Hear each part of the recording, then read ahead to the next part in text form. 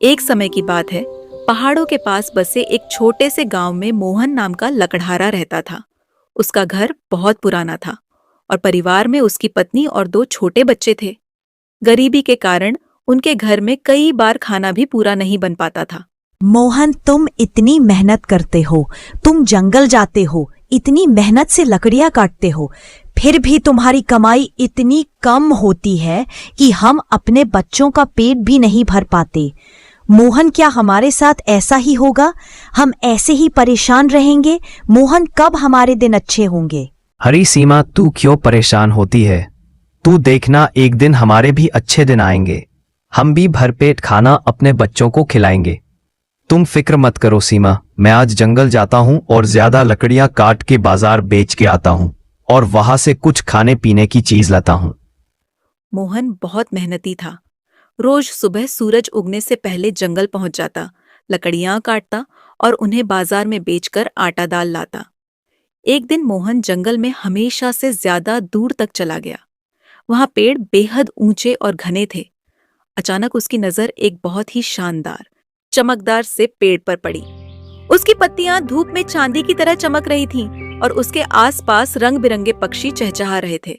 अगर मैं इस पेड़ को काट दूं, तो इससे मिलने वाली लकड़ी मुझे बहुत मोटी कमाई कराएगी। उसने कुल्हाड़ी उठाई और तभी एक गहरी लेकिन मधुर आवाज सुनाई दी। रुको मानव, मुझे मत काटो। मोहन डर के मारे पीछे हट गया। उसने देखा कि आवाज उसी पेड़ से आ रही थी। मैं इस जंगल का रक्षक पेड़ हूं, कई जीवों का घर, कई पक्षियों की शरण हूं। अगर तुम मुझे न काटो तो मैं तुम्हारी गरीबी दूर कर दूंगा। मोहन हैरान था, पर विनम्रता से बोला, अगर मैंने तुम्हें नहीं काटा तो मैं अपने बच्चों को क्या खिलाऊंगा?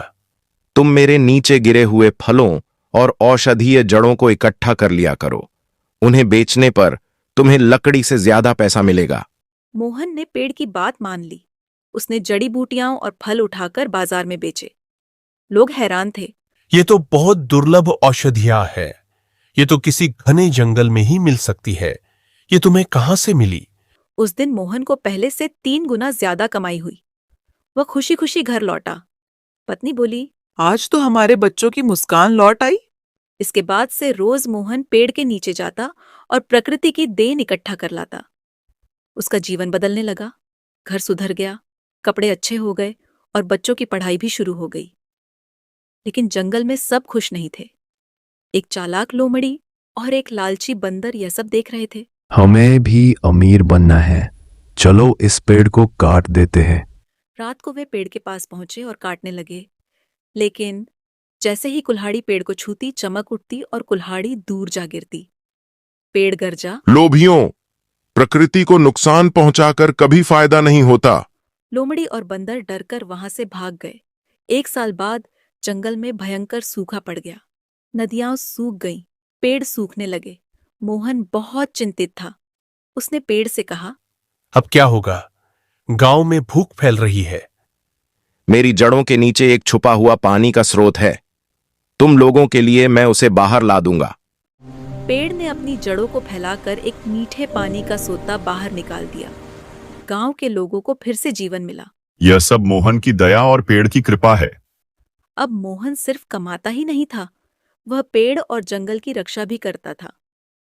वह बच्चों को सिखाता, पेड़ काटकर नहीं, उन्हें बचाकर हम भविष्य बनाते हैं। गांव वालों ने उस पेड़ के चारों ओर घेरा बनाया और उसे पवित्र वृक्ष घोषित कर दिया।